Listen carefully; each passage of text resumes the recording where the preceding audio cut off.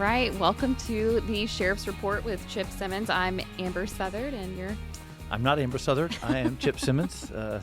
And yeah, this is podcast number 4. Yep, number 4. You'd think we'd be better than we are with 4 hope. under our belt. There's hope. We're hoping for it. Maybe someday soon we'll get there. Yeah. I don't know. I'm getting good feedback. Again, if you guys are listening to it on the iHeartRadio app or on YouTube or on our Facebook channel, you want to drop us some feedback or stuff that you might want to hear, go ahead, send me an email, pio@escambiaso.com. We'd love to hear some of that feedback and more things that you'd like to hear from us during this podcast. Well, I mean, ultimately, we just want to let people know what Escambia County Sheriff's Office is doing, and if that's a purpose, then we're doing it fine then, I guess. Well, yeah, I mean, we've got a bunch of events actually coming up, month of May, a few things coming up. So we have CDAC, and we're doing a community discussion with them on May 3rd. So that discussion is going to be about the opioid crisis. It's something that's hitting the nation. We're not, immune to it. It is hitting our area.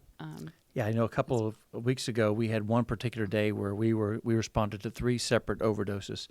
Obviously, the opioid crisis is big. The fentanyl crisis is hitting us like it is every community. And so we're partnering with CDAC, Community Drug and Alcohol, and we're having a panel discussion. It's, we certainly don't want to ignore it. We want to make sure that people understand what's taking place. And we have a great collection of community partners.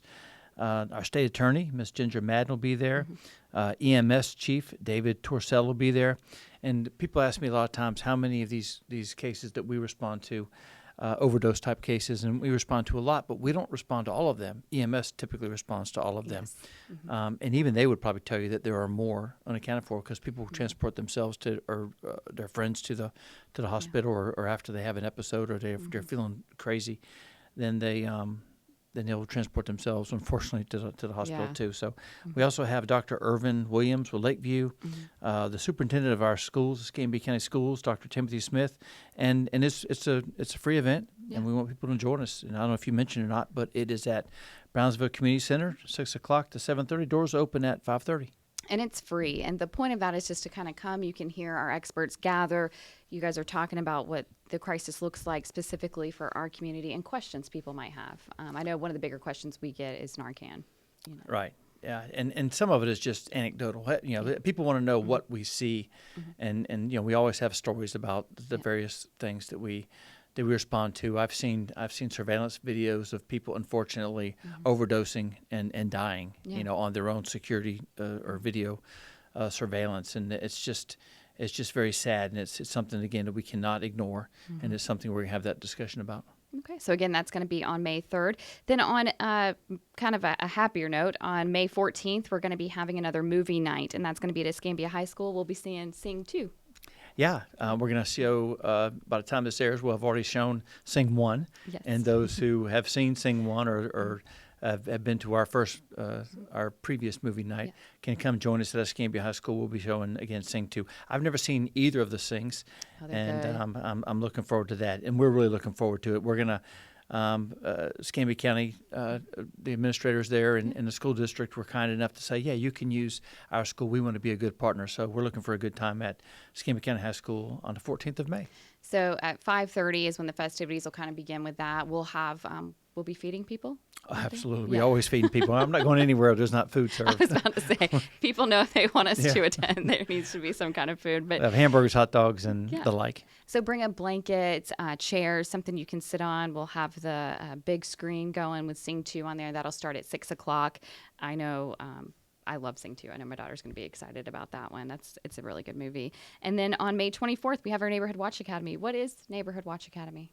Well, we've been pushing neighborhood watches, so that our communities can get together with the sheriff's office and learn all they can to keep their community safe.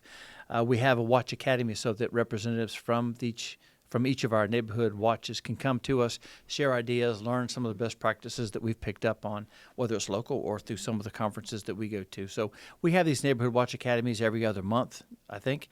And our next one will be May the 24th, and anyone's invited to come. People can come. We have it at the sheriff's office, so we have our neighborhood watch experts on hand. I'll be there.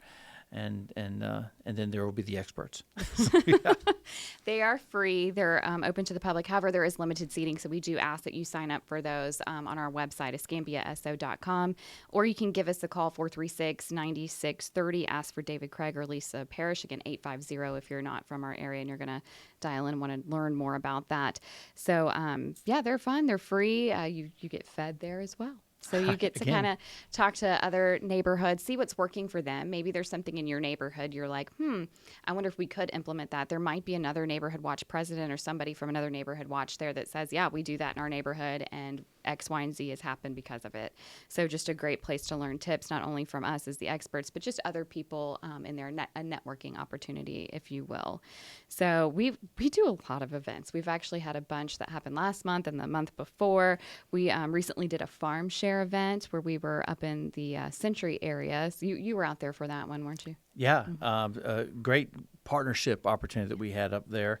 And really, we were able to give food, provide food for a number of different people. We had the mayor of Century was there, Representative Salzman was there, Commissioner Stephen Berry was there, Kevin Stevens was there from ECUA, and we had our cadets were up there, really learning how to serve our community. You know, we have cadets, and people think, we teach them to be as deputies and respond to calls for service, but we take on a really different tone when with our engagement opportunities, and it's good to have our cadets to see what good we can do as a law enforcement agency.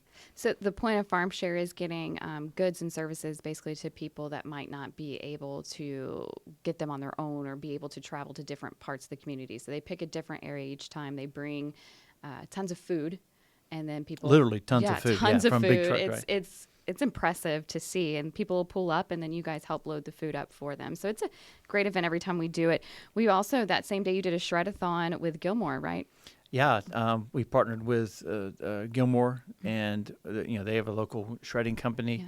Yeah. I say a local, regional shredding company, and they also do storage, and they do moving. They do a lot of different things, but in this case, they volunteered their time, and they allowed people to come and bring, I want to say, up to 50 pounds or so of a lot of shredded paperwork. They want your old tax returns and that sort of thing, so that you're not vulnerable if you just put them in your trash can, and you feel like it might not be safe. Well, they're safe with Gilmore because they're an accredited agency, and we partnered with them. We provided, again, our cadets were there. The BAR was there. We had Cat Country there. We had a Better Business Bureau was there, and weather was fantastic. And again, cars lined up because they understand the importance of that, and we're just grateful to have our partners. It's a great law enforcement buy-in for that program too, because we're always telling you, be safe, don't put your personal information out there, and you get tax returns and things like that have your personal information on it, and sometimes you think, what can I do with this? I mean, simply just ripping it up and throwing it in my garbage, is it secure? And this is just a great program. I brought paperwork myself to have them. I was. Their general manager, Whitney Lucas, was giving me a hard time because I didn't bring as much as I promised I would. But I wasn't sure of the rules, and I didn't want to bring the wrong thing. But, well, there'll be more. We'll be partnering with them throughout the year for more events like that. So watch our Facebook page and things like that to find out when the next ShredAthon will be working with Gilmore. We also had a kickball game that went on against Step One Automotive Group. I'd like to say we won. Well, I'd like to say that as well. Unfortunately, let me put it this way. There's new math and there's old math. And we were using the old math. and for some reason, Step One, because they're loaded with a lot of younger folks, they must be using the new math. But it was Common Core. Yeah, they've done a great job over at Step One, and they really pushed this. And they also gave a great donation, $10,000 donation to the Sheriff Foundation. So it was just a great event. A lot of fun was had by all, and I think they misunderstood, but it was best 2 out of 3, and we only have one game at a time, so there's going to be an opportunity for us. It was, I think, the score they're claiming it was 3-2. We're claiming kind of more of a tie, but we'll see how we'll break the tie next time. Yeah, I think we've got it there, but they're always great to partner with, and we really do appreciate that donation from them. And then you had a walk the runway. You got to I thought we were skipping that. We're going straight to the catwalk. Renaming. Yeah, I don't know about all Hospice, that. Though it was a good cause. It was a good cause for Covenant You Hospice. cannot beat Covenant Hospice and the work that they do. It touches almost every citizen in Escambia County with a parent, grandparent, or a. You and I were just talking about that. Right. Maybe you haven't known Covenant Hospice yet, but at some point in your life, everybody is going to know Covenant Hospice and the work they do. And so they asked me to do that that thing you're talking about. And so we did. I mistakenly said I'm gonna walk the aisle, and I'm like, wait, what? The aisle? And I realized, yeah, it was the runway. what was it? Runway. There And you go. the pants weren't pink; they're coral. They're coral. They're Yeah, coral. they're coral. Yes. Yeah. So there's that. Yes, and then we had a whole renaming ceremony for a highway. Deputy Don Cook, one of our fallen officers, we had a whole section of the highway I-10 renamed in his honor. Yeah, Deputy Don Cook lost his life. He was trying to do a roadblock on Interstate 10, and lost his life to a fleeing armed robber. They ended up catching him, but Escambia County Sheriff's Office lost Deputy Don Cook, and we were able to work with our local county commission and then the state legislature to have that ceremony. So we're very proud of the fact that a portion of Interstate 10 is now called the Deputy Don Cook Memorial Highway. Well, we're kind of moving on through this. I know we always promise you to get you kind of 10 to 12 minutes. So we do want to give a congratulations to Commander Hobbs, who is at our FBI Leadership Academy. You went through that academy as well. People keep asking me, is he gone? Is he going to the FBI? No, he's not. It's just, furthering a career. So we're proud of him. Congratulations to that. We also had 3 sergeants, Sergeant Merle Burkhart, Sergeant I'm forgetting his name, Chase Horn.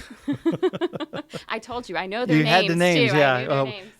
So we did have 3 sergeants that went through Peter Kamal, that went through the Florida Leadership Academy, and they graduated from that. So congratulations to all 3 of them. And they look sharp in those cowboy hats, by the way. They look good. Yeah. Go look at the pictures and tell them how proud you are. If you know them, you know how the high quality that we have here. Great guys. Yes, appreciate all the work they do. And then we did have a kind of a weird story come up that, between both of us and the career and what we've kind of seen, it's a new one. It's something we have never seen before. And we arrested a woman, Betty Jean McFadden, on March 30th. And let me tell you, what she did was just, it was crazy. It's horrific. We were in the office, and I walked in your office and said, have you heard this? And she says, no, there's no way that's true. But in our line of work, we said, let's start heading that way just in case. And as we're en route, we find out that it was indeed true, and what we're talking about is some woman, McFadden. She was angered because she was asked to leave a convenience store, and she left and came back with a gas can and panhandled some money for gas and some gas in that can. Walked inside, and she just started throwing gas on a random clerk that was working it, and then started following her, chasing her, lighting matches and throwing the matches on her before she was ultimately set on fire. And then she walked out of the convenience store. Luckily, a co-worker was there and was able to extinguish the flames, but she was transported to the hospital with what was called, at least at the time, life-threatening injuries. And as I understand it, she's still fighting and battling. And our thoughts and prayers obviously are with her. Absolutely. We ultimately tracked and found McFadden and arrested her, charged her with attempted homicide. Yeah. That one was, I didn't think we would ever hear something like that. So it was definitely horrific. But we do have a little bit of history of the Sheriff's Office we wanted to share. Well, Escambia County Sheriff's Office is unique in the state of Florida because we are the oldest. Escambia County and St. Johns County were actually established 200 years ago. So but we're the first. 201 years. Yeah.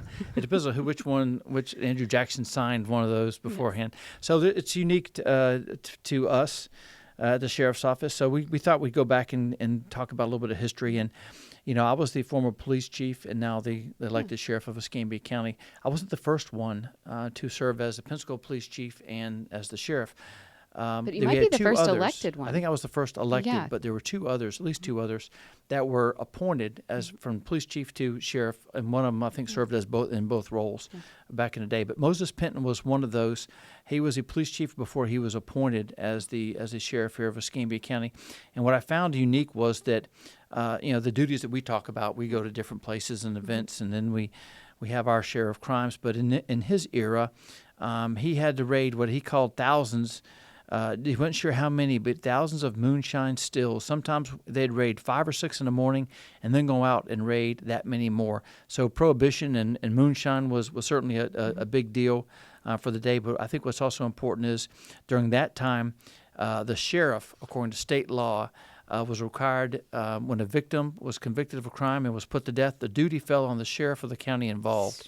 So the sheriff had to actually Yikes. put the inmates or put the convicted felons to death. He was bragging about the fact that he did not have to do that, and That's something there's to a lot brag of about. good. Oh yeah, you Yeah. didn't have to do that, Yeah. but it's just something in the history. He served from 1923 to 1932, and was also the first sheriff to actually put motorized vehicles on patrol here in Escambia County. So That's something. I don't know if they were reliable vehicles in 23 to 32. But we've come a long way. We really have, yes. Moses Penton, sheriff. I'm not sure what number he was, but he was sheriff from 1923 to 1932. And that's your ECSO fun fact of the day.